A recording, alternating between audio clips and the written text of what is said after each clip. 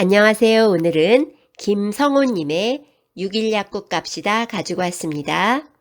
김성호 지음 21세기 북스에서 나왔습니다.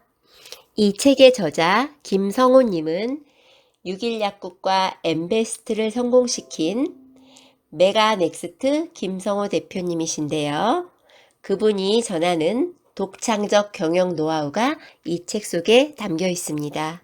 작가님은 이 책 6일 약국 갑시다를 인생 이력서라고 생각한다고 하셨습니다. 이 세상 어딘가에 있을 귀인을 만나기 위한 이력서. 이 책 속에는 성공의 원리, 사람의 마음을 얻는 원리, 행복하게 성공하는 원리, 이 책 안에 깃든 내용은 수억 원의 가치가 있다고 저는 판단하였습니다. 이 책은 조그만 6일 약국을 알리기 위해 택시를 타고 6일 약국 갑시다 라고 3, 4년을 외치니 마산, 창원에 사는 웬만한 사람들은 다 6일 약국을 알게 되었다고 합니다. 그리고 6일 약국에서 일어난 작은 이야기들을 책으로 출간하니 수십만 권이 팔려나가 전국의 많은 사람이 6일 약국 이야기를 알게 되었다고 합니다. 이 책은 해마다 삼성경제연구소 CEO들이 여름 휴가 때 읽을 경영경제 10선에 포함되었고요. 독자나 청중의 범위도 어린아이부터 학생, 노년에 이르기까지 상당히 넓습니다. 그리고 직업적으로도 스펙트럼이 넓고요. 어느 아버지는 딸에게 이 책을 이렇게 선물했다고 합니다.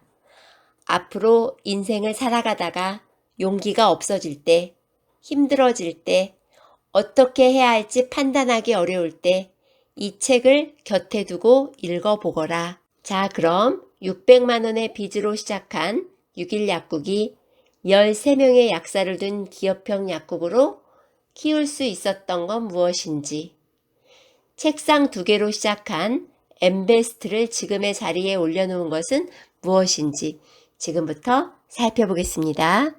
이 책은 총 4장으로 구성되었습니다. 1장, 고객을 영업부장으로 만들어라. 2장, 고객에 앞서 직원부터 감동시켜라. 3장, 이윤보다 사람을 남기는 장사를 하라. 4장, 나누고 베풀어라. 아버지의 유산.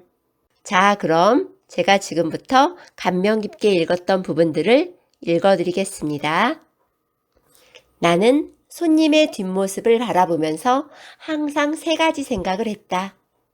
먼저 이 손님이 오늘 나를 통해 만족했을 것인가? 둘째, 다음에 다시 올 것인가? 마지막으로 다음에 다른 손님을 데리고 올 것인가? 하는 3가지이다. 손님을 대할 때 고객에게 줄 것을 하나라도 더 생각하려고 노력하다 보면 자연히 손님은 늘어나게 되어 있다. 나를 편하게가 아니라 고객을 편하게, 나를 기쁘게가 아니라 고객을 기쁘게 하는 것이다. 사람의 마음을 잡는 핵심은 무엇일까? 그것은 바로 주는 것이다. 꼭 물질적이거나 금전적일 필요는 없다. 정성, 시간, 노력을 주면 된다.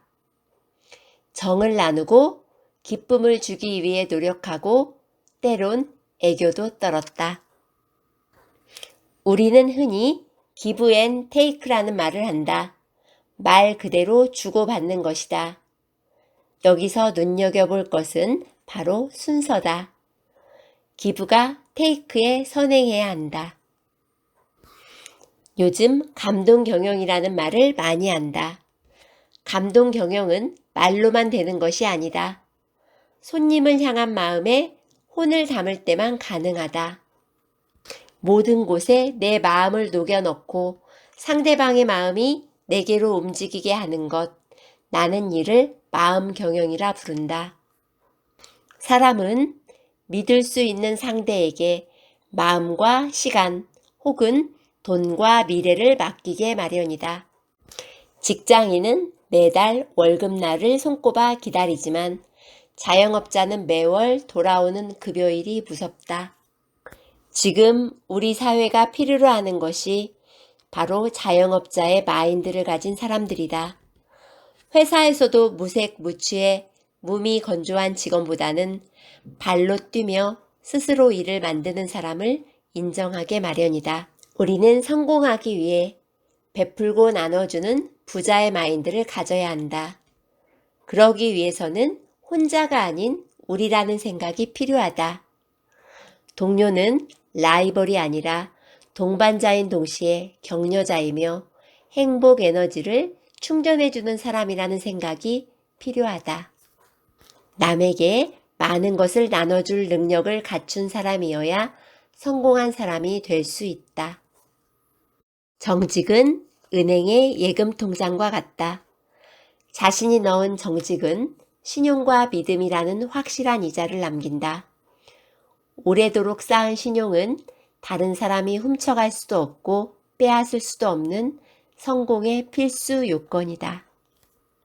정직은 가장 큰 경쟁력이며 위험에서 나를 지켜주는 확실한 안전장치이기도 하다.